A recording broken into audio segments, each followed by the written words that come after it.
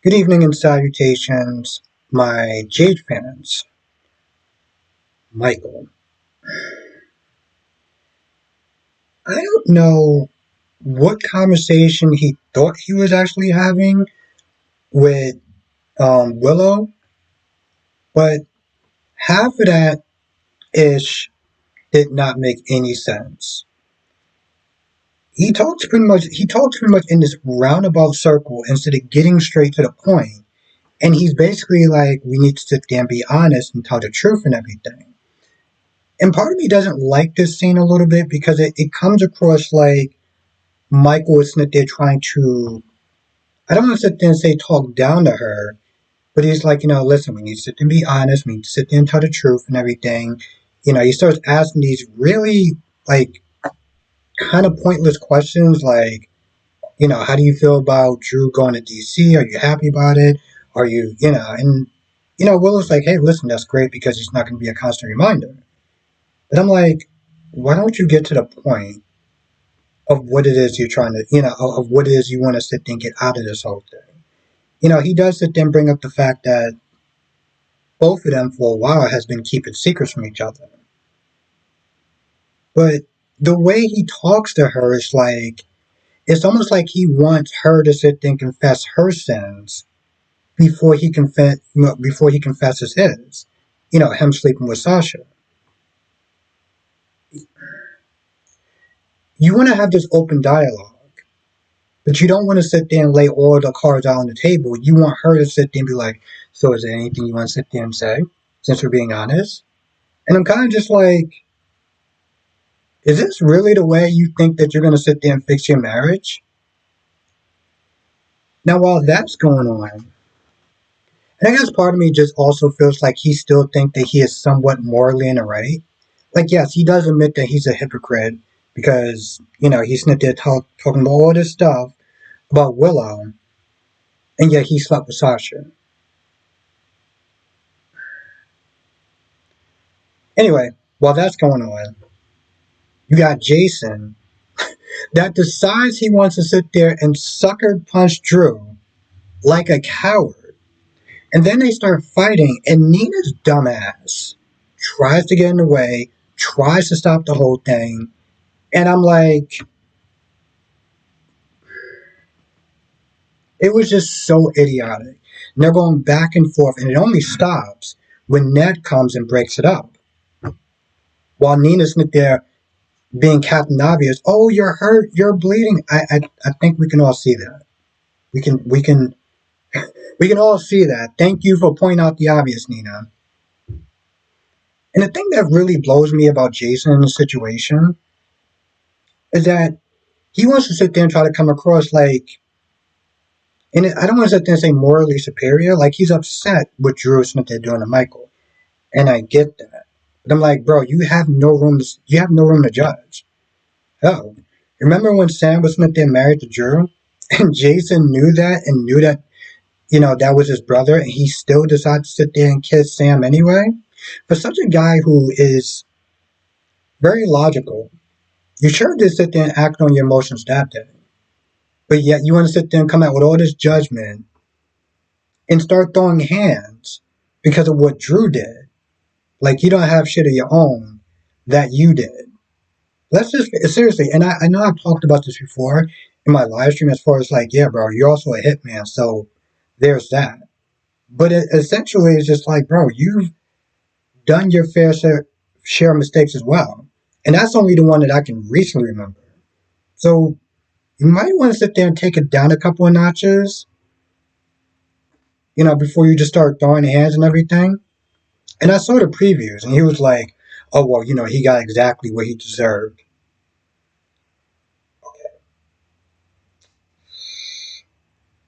Wow. So Nina goes and gets Willow. And while that's going on, you got Brooklyn that went to go get some ice with Lois. Now, Lois knows that Brooklyn's hiding something. And eventually, for some odd reason, she winds up saying something. She didn't want to say anything at first. And she told Lois, like, hey, listen, it is a secret. And given your past, you can't be trusted to sit there and keep a secret. But Lois pushes and pushes and pushes, and for some odd reason, um, Brooklyn decides to tell her. Meanwhile, back at everyone being in the living room and stuff like that, Ned is not there worried about Drew getting blood on the couch because of Monica, making sure that Monica's not going to be upset about this. Um, Nina's like, hey, listen, we need to go to the hospital. It looked like his eye's pretty bad, and Ned is like, no, no, no, no, no. The family doesn't need any more scandals. I was like, wait. This guy could sit there and probably lose his vision, but the only thing that you're concerned about is a family scam. Are you serious right now? At some point, Ned does talk to Michael, and he's like, why did you sit there and tell Jason? And Michael's like, oh, well, I needed somebody to talk to.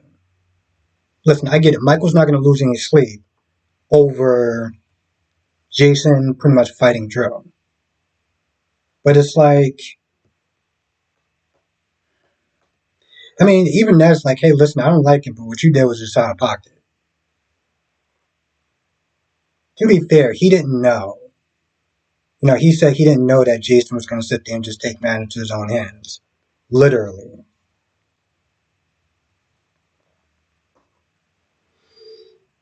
Let's talk about Ava and Rick for a minute. Because Rick has to sit there and be real with Ava and saying that it may not go the way that you expect it to go. There's a point where Rick is like, they're going to sit there and bring up your past deeds. All the bad stuff that you've done, the crimes and everything like that, they're going to bring that up. And Ava's like, well, I had good reasons of why I did what I did. I'm like, did she really just say that? Okay, cool. I'll play your game. Let's see. What good reason did you have for seducing Morgan from your daughter? What was the good reason that you had for switching his meds that caused him to go into a manic state that ultimately led to his death? What was your good reason for sitting there shooting Connie in cold blood? Like, I can't believe she actually came out her mouth and said that. I had good reasons for why I did what I did. No, no, you didn't. No, you did not. But she does come out with this passionate, emotional, somewhat remorseful speech, and that's exactly what Rick is looking for. Which, by the way, we'll go to Christina because Christina just has this. I swear, I feel like almost every day they find some sort of reason to either make Christina look dumb or naive or both. Because she thinks that, yeah, well, by the way, just for people that didn't watch it yesterday, Christina's new passion in life, her new purpose in life, her takeaway from her near death experience is to make Ava pay. So, you can sit there and just think about that for a minute. But she thinks that this case is a slam dunk, that she's going to win because truth is on her side and this, that, and the third. And Alexis has to remind her that those things in the courtroom don't always go your way. So she really seems like she is just surprised by that alone. And then Alexis is like, you're dealing with Rick, and he's going to pull out every trick in the book. And when Christina's like, oh, well, I'm not going to fall for his tricks, Alexis has to sit there and remind her that you already did when you decided to go off on Rick at the grill in front of everyone, slapping a drink out of his hand. I don't really understand how that cut his mouth, but like the point is, like, you already showed that Rick can sit there and get to you.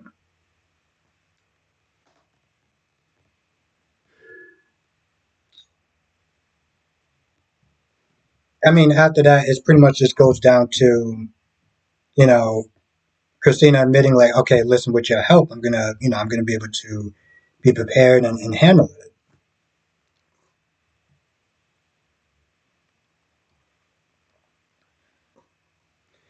Now, let's talk about Trina and TJ. For the most part, they just play catch up. TJ snipped there saying that, his relationship with Molly is not going great.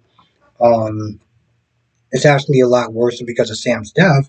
They barely see each other, and he's just venting pretty much. So they go back and forth a little bit, and at some point, Kai comes in. Now TJ has to sit there and start fanboying again, and Trina is still pissed off because her grades is suffering because he's not going to class, he's not doing the work or anything like that, and it's affecting her GPA. And I get that, right? So TJ's like, why don't you sit there and talk to him and try to work it out or whatever. And Kai comes over there, and that's when things just go downhill, right?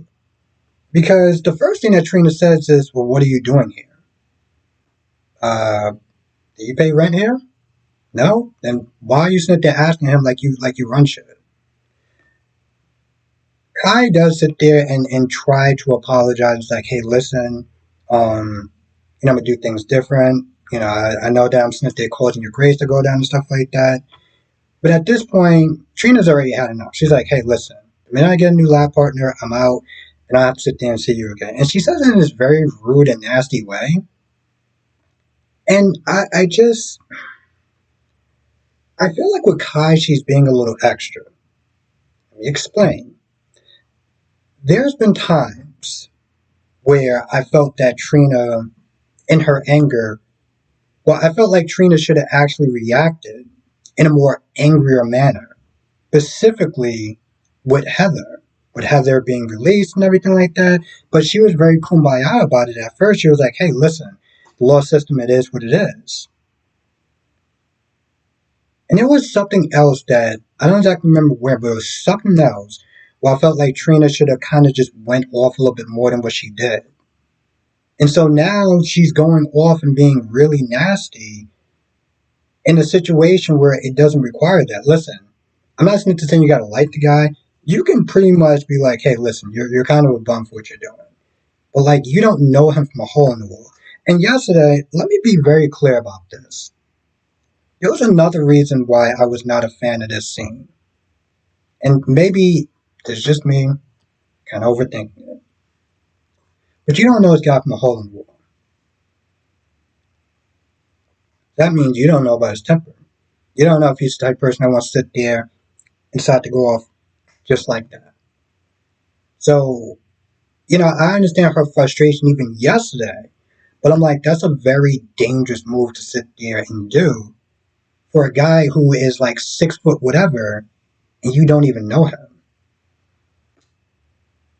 Yeah, and I understand, yeah, there's a bunch of people, but I mean, that hasn't stopped people before from sitting there acting out of pocket. Um, Isaiah and Molly. I guess maybe this is what they call a chem test. I don't know. But he sees Molly just sitting down, reading the book that's apparently a sad book or whatever. So he comes over there and, she starts kind of venting a little bit about, I think, either the loss of her baby or the loss of her sister. Find out that they both know it's Sam and everything. And the fact that pretty much almost everyone kind of forgot her birthday, which was not true. Because even after Isaiah was able to go to the back and get her little birthday cupcake and everything, Christina came in with a present for her. They hugged, gave her a gift and everything. And at some point, Jason comes in, and Christina sees the bruised knuckles on Jason's hands, and continues hugging him. In all reality, I don't think she should be that shocked. I mean, it's not like she doesn't know what Jason does for a living. I mean, this could just be a typical Thursday at this point. Now at the end of the episode, Michael's walking by and still sees Willow touching Drew's eye and everything like that, and they're just kind of talking about like, does Michael know? I mean, does Jason know? And yada yada yada.